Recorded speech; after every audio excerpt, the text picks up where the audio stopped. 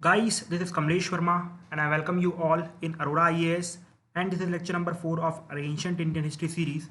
And in this lecture we will continue Indus Valley Civilization. ठीक है, पिछले lecture में मैंने इंडस वैली सिविलाइजेशन चालू किया था और मैंने कनेक्ट किया था कि किस तरीके से Indus valley civilization neolithic period से राइज होती है। ठीक है, इसमें किसी भी फॉरेन इंटरवेंशन का हाथ नहीं था। ठीक है, तो उस लेक्चर को ज़रूर देखिएगा, वहाँ पर कॉन्सेप्चुअल बिल्डिंग की गई है और उसके बाद जो भी इवेंट्स हैं वो तो फिर हमने डिस्कस कर ही लिए हैं।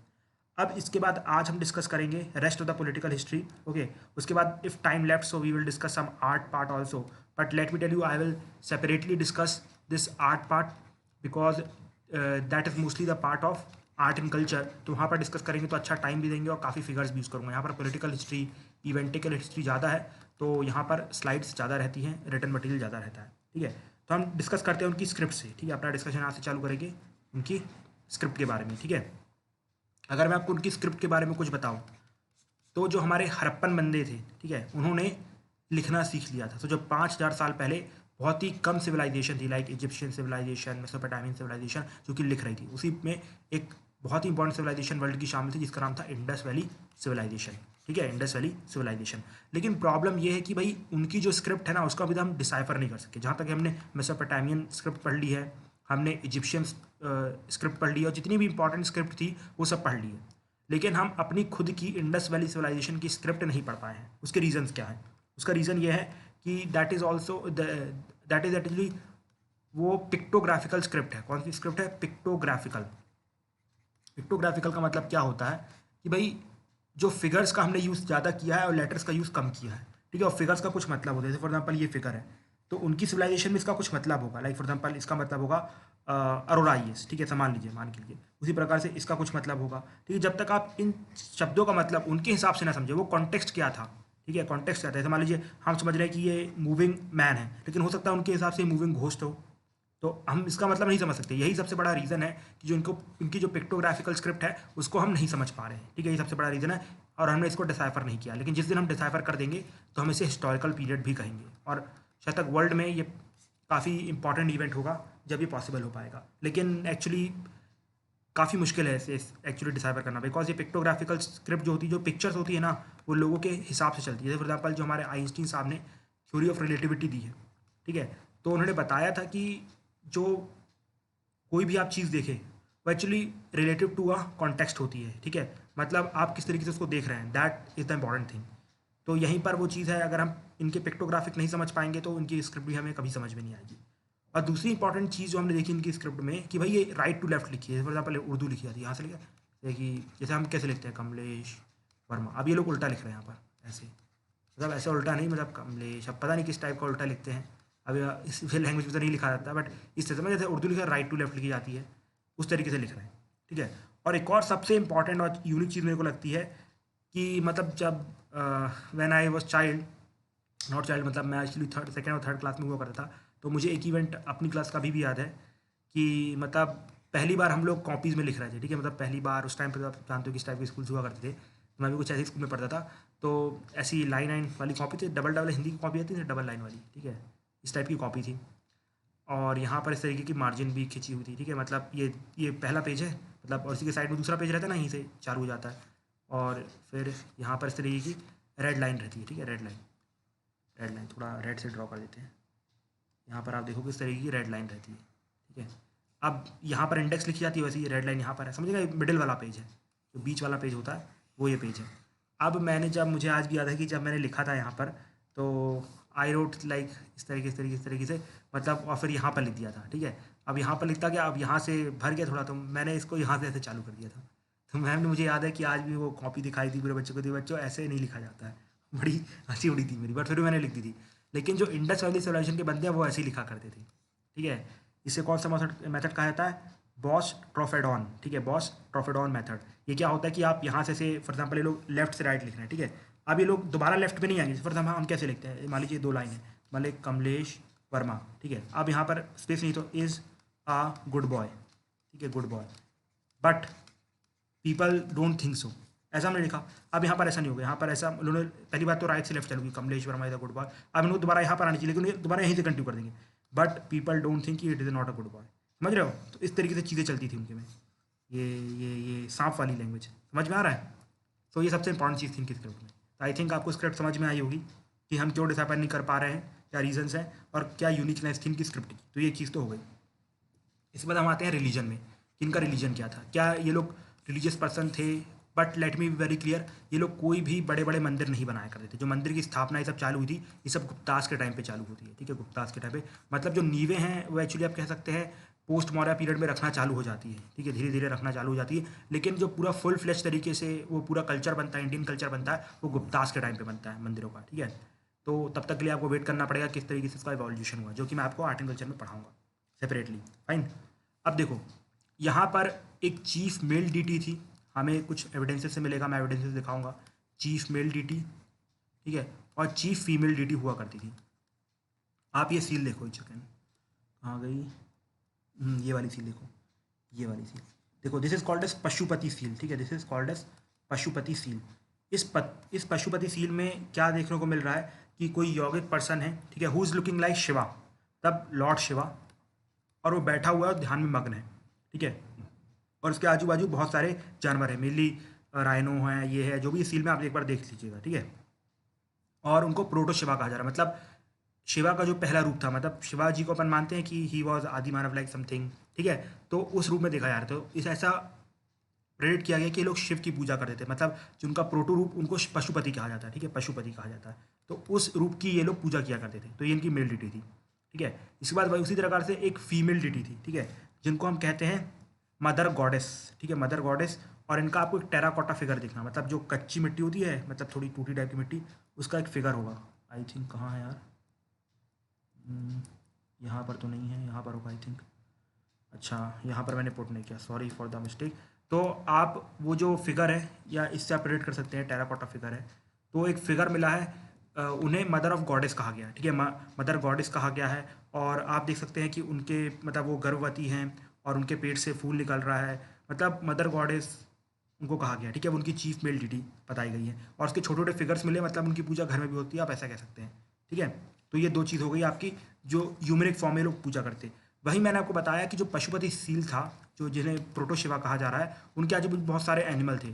और आप इनकी सील्स देखेंगे, ठीक है, most of the seal, like इस सील को देखो, या फिर और भी जो सील्स है वहाँ पर देखो, एनिमल्स बहुत ज़्यादा है, ठीक है, एनिमल्स बहुत ज़्यादा है। तो ये दिखाता है इनकी लाइफ में एनिमल्स की कितनी इंपॉर्टेंट थी। तो ये एनिमल्स की पूजा किया करते हैं, जैसे हम करते हैं, ठीक है, गौ जयंती में हम गाय माता की पूजा करते हैं, उसी प्रकार से काफ़ी एनिमल्स की पूजा की जाती है। ओके, तो आप कह सकते हैं ये लोग एनिमल्स की भी पूजा करते थे। फिर इसके बाद नेक्स्ट चीज़ आती है कि ये लोग जो ट्रीज थे ना, उनकी भी पूजा करते थे, जो ट्रीज थे उनकी पूजा करते थे। एक आपको मिलेगा पीपल सील, ठीक है, पीपल सील, जिसमें पीपल का पत्ता बना हुआ है, ठीक है, इस टाइप का कुछ होता है पीपल का पत्ता, ऐसे इस टाइप का, ठीक है। तो जो भी है, तो पीपल का पत्ता है। तो ये दिखाता है कि इनकी लाइफ में जो ट्रीज हैं उनकी भी बड़ी इज्जत थी, तो ये लोग उसकी भी पूजा करते हैं, ठीक है। अब इसके बाद क्या ये लोग कुछ काल तंत्र या भूत ऊत में मानते थे कि हमने ही बस ये भूत ऊत का डर चालू किया? नहीं, ये लोग घोस्ट में बिलीव किया करते थे। उसका प्रूफ ऐसे मिलता है कि इन्होंने कुछ एम्यूलेट्स बनाए थे। एम्यूलेट्स मतलब जो देखते हैं ना, वो हाथ में पहनते हैं, ब्लैक ब्लैक कलर का होता है, ठीक है।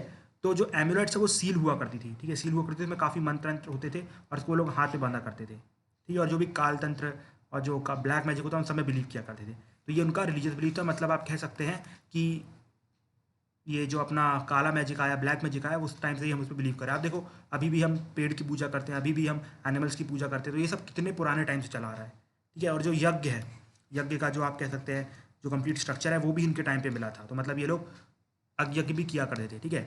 अब सबसे इंपॉर्टेंट आता है इनका ब्यूरियल मेथड, ठीक है, सबसे इंपॉर्टेंट आता है इनका ब्यूरियल मेथड। आपको इनके ब्यूरल मेथड में क्या देखने को मिलेगा?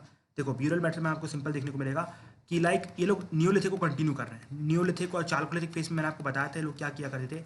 नियोलिथिक और चालकोलिथिक फेस में सबसे इंपॉर्टेंट चीज़ क्या थी? सबसे इंपॉर्टेंट फेस थी कि ये लोग अपने लोगों को जमीन में गड़ाया करते थे, कॉफिन बनाया करते थे, उसमें गड़ाया करते थे, बहुत सारी चीज़ें डाला करते थे।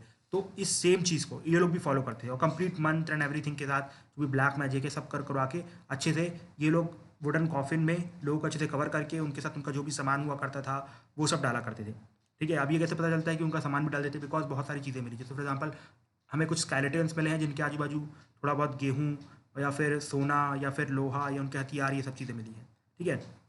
But there is no clear evidence of sati. अगर आप यूपीएससी पूछता है भैया कोई सती होती थी उस टाइम पे, तो नहीं भैया, ऐसा कुछ नहीं था, कोई एविडेंस नहीं है हमारे पास।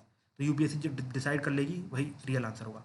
देखो, ब्यूरल मेथड को मैंने कहा इट इज़ यूनिक, क्यों? देखो आप देखो कि पेलोलिथिक में पता नहीं वो लोग करते थे नहीं करते थे, मीजोलिथिक में शायद तक हमें कुछ कॉफिन्स मिली है, नियोलिथिक में काफ़ी वाइड रेंज में मिला है, चालकोलिथिक में भी बहुत ज़्यादा देखने को मिला है, और उसी प्रकार से इंडस वैली सिविलाइजेशन में भी देखने को मिला है। लेकिन बीच में ऐसा क्या हो गया जिसकी वजह से ये हमने जो ब्यूरल मेथड था वो बंद कर दिया, मतलब गड़ाना बंद कर दिया बॉडीज़ को, उसको जलाना शुरू कर दिया। ठीक है, आप देखो हमारे यहाँ पर परंपरा क्या है, बॉडी जलाने की। ठीक है, बॉडी जलाने की परंपरा है। उसका रीज़न क्या है? देखो रीज़न ये है कि जब आर्यंस आते हैं, ठीक है, ये सब चेंज कब होते हैं? आर्यंस के आने के बाद।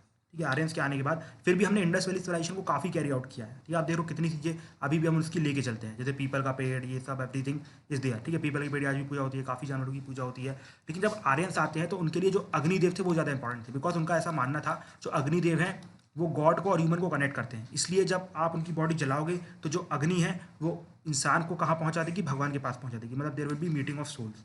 इसलिए ये अग्नि का कॉन्सेप्ट अपने यहाँ पर ज़्यादा फेमस हो गया है, जो कि आरएनसी द्वारा इंट्रोड्यूस किया गया था। ठीक है, तो this is all about the burial method.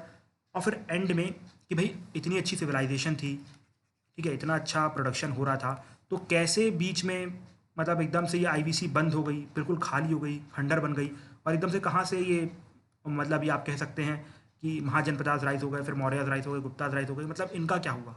Indus valley civilisation एकदम से आई और एकदम से खत्म हो गई। लेकिन मैंने ये तो बताया कि भाई एकदम से तो नहीं आई थी। ठीक है, एकदम से तो नहीं आई थी, एक नेचुरल प्रोसेस था जिसकी वजह से ये आई थी, और एक नेचुरल प्रोसेस था जिसकी वजह से ये गई। वो प्रोसेस क्या था? देखो सबसे पहला जो सबसे एक्सेप्टेड है कि भाई सबसे इंपॉर्टेंट एक्सेप्टेड चीज़ है कि नेचुरल इवेंट्स। ठीक है, नेचुरल इवेंट्स, नेचुरल इवेंट्स। और एक चीज़ और, हाँ नहीं अभी बाद में बताऊँगा, इसी में बताऊँगा, अभी वहाँ पर नहीं, यहीं पर बताऊँगा। नेचुरल इवेंट्स, ठीक है, नेचुरल इवेंट्स मतलब आप ये नहीं कह सकते कि जो पूरी इंडस वैली सिविलाइजेशन है वो बाढ़ से चली गई, बिकॉज महाराष्ट्र में इतनी बाढ़ नहीं आएगी। ठीक है भैया, अर्बनाइजेशन उनका अच्छा था, हमसे तो बहुत अच्छा था, तो वो लोग काफ़ी प्रोटेक्ट कर सकते थे और उसको स्टॉप कर सकते थे, रोक सकते थे। लेकिन अगर आप देखोगे तो जो मोहनजोदाड़ो सिटी है उसके आपके आजू बाजू ना काफ़ी बड़ी बड़ी वॉल्स देखने को मिलेगी। ठीक है, डैम्स देखने को मिलेंगे, तो ये दिखाता है कि वहाँ पर रेगुलर फ्लड्स आते थे, और एक फ्लड आया होगा जिसने मोस्ट ऑफ द सिटी को वाइप आउट कर दिया। उसी प्रकार से हड़प्पा में कुछ सूखा पड़ गया होगा, तो मतलब नेचुरल इवेंट्स ने इस चीज़ को राइज दिया। और ऐसा कहा जाता है कि उस टाइम पे क्लाइमेट चेंज हो रहा था। ठीक है, 5000 साल पहले काफ़ी ड्रास्टिक क्लाइमेट चेंज हुए थे, काफ़ी रिवर्स ने अपने कोर्सेज को चेंज किया था, और भुखमरी छा गई होगी, जिसकी वजह से जो स्किल्स थी, जो लोगों के साथ स्किल्स थी, वो भी उनके साथ मर गई। इसलिए कोई दोबारा इंडस वैली सिविलाइजेशन जैसी पावरफुल सिविलाइजेशन नहीं आती है, समझ में आया? मतलब क्लाइमेट चेंज ने लोगों को मार दिया और इस वजह से कुछ राइज नहीं हुआ, और कुछ सिविलाइजेशन बन गई थी। फॉर एग्जाम्पल धोलावीरा, ये तो काफ़ी लंबे टाइम तक कंटिन्यू की। लोथल काफ़ी लंबे टाइम तक कंटिन्यू की, जब आर्यन से उनके साथ पैरेलल में कंटिन्यू कर रही थी। इंडस वैली सिविलाइजेशन का डिक्लाइन होना मतलब ये नहीं है कि पूरी इंडस वैली सिविलाइजेशन एक बार में खत्म हो गई, धीरे धीरे करके खत्म हुई है। ठीक है, तो ये एक व्यू बोलता है। दूसरा व्यू बोलता है कि भैया there was a Aryan invasion. ठीक है, हम सब जानते हैं आर्यंस आए, और आर्यंस आपको पता है कहाँ पर स्टे किए? आर्यन स्टे किए पंजाब पाकिस्तान वाले पार्ट में, मतलब पहली उनकी जो स्टे थी पंजाब पाकिस्तान में थी। आप सोचो उससे ऑलरेडी पहले वहाँ पर कौन थे? हमारे हड़प्पन थे। सिंपल सी बात है, जब लैंड होगा, मेरा लैंड है, आप वहाँ पे आगे कब्जा करोगे तो फाइट तो होगी। तो ये लोग बोलते हैं कि आर्यंस के पास सुपीरियर वेपन्स थे, उनके पास लोहा था, उन पास घोड़े थे, और जो हमारे हड़प्पन्स थे वो काफ़ी पीस लविंग पर्सन थे, गांधी जी की तरह थे, नॉन वायलेंस वाले थे, तो हार गए वो लोग। और इन्होंने मतलब आर्यंस ने ये जो हमारे, आप क्या कह सकते हैं, ये जो हमारे हड़प्पन्स थे उनको हरा दिया। ठीक है, ये चीज़ है। और पहला मैंने आपको क्या बताया? Climate change. ठीक है, तो अगर आप देखें तो ना ही ये थ्योरी कंप्लीटली इनको सेटिस्फाई करती है कि भैया इनका डिक्लाइन कैसे हुआ, ना ही ये थ्योरी कंप्लीटली सेटिस्फाई करती है, लेकिन ये इन कॉम्बिनेशन सेटिस्फाई कर सकती है। ठीक है, लेकिन अभी भी इस पर बहुत डिबेट है। अब जैसे आर्यन इन्वेजन हुआ और बैटल हुआ, उसके बहुत सारे एग्जाम्पल है, जैसे कि ऋग्वेदा में एक बैटल का मेंशन, जिसे कहते हैं बैटल ऑफ हरियुप्पा। ठीक है, हरियुप्पा को आप हड़प्पा से कंपेयर कर सकते हैं। ठीक है, और उसके बाद वहीं माउंट ऑफ डेट्स, मतलब कि माउंट ऑफ डेट्स कहाँ मिलता है हमें? मोहनजोदारो में। उसका मतलब ही है माउंट ऑफ डेट्स, मतलब बहुत सारी बॉडीज़ हैं जिनको बिना जलाए ऐसे सिंपल गड़ा दिया था। जैसे आपने देखा होगा मोहनजोदारो मूवी में दिखाते हैं, बहुत सारी जो बॉडीज स्केलेटन्स लटके हुए हैं। ठीक है, वो सही था। इसके बाद तीसरा आपको एग्जाम्पल देखने को मिलेगा कि भाई there is a mention of destroyer of forts. ठीक है, डिस्ट्रॉयर ऑफ फोर्ट्स, जिसको इंद्र कहा गया। ठीक है, इंद्र ने डिस्ट्रॉय ऑफ फोर्ट्स। क्या बताओ इस रीजन में किसी और के पास फोर्ट्स थे? आपको लगता है किसी नियोलिथिक साइड भी रही होगी तो कोई फोर्ट्स थे? नहीं, फोर्ट्स सिर्फ और सिर्फ किसके पास थे? हड़प्पन्स के पास, मोहनजोदारो के पास, इंडस वैली सिविलाइजेशन लोगों के पास। इन्होंने सिटाडेल बनाए थे, वो फोर्ट से तरीके से। तो ये सब प्रूव करता है कि हाँ यार इन्वेजन शायद तक हुआ होगा, लेकिन अभी तक कुछ भी स्टैब्लिश नहीं है। लेकिन अगर आप इन थ्योरी को कंबाइन करें तो आप देख सकते हैं हाँ कुछ लोग क्लाइमेट चेंज से चले गए, कुछ लोगों को रियल में हरा दिया गया, और अल्टीमेटली धीरे धीरे करते करते वो सिविलाइजेशन पूरी खत्म हो जाती है। ठीक है, so I think we are done with Indus valley civilisation. और जो भी आर्ट एंड कल्चर का पार्ट है I will try to cover in art and culture lecture series. Okay, तो आज के लिए इतना ही रहने देते हैं और नेक्स्ट लेक्चर से we will start with Aryans, ठीक है। तो thank you and nice day friends. अब इसको क्या हो गया यार।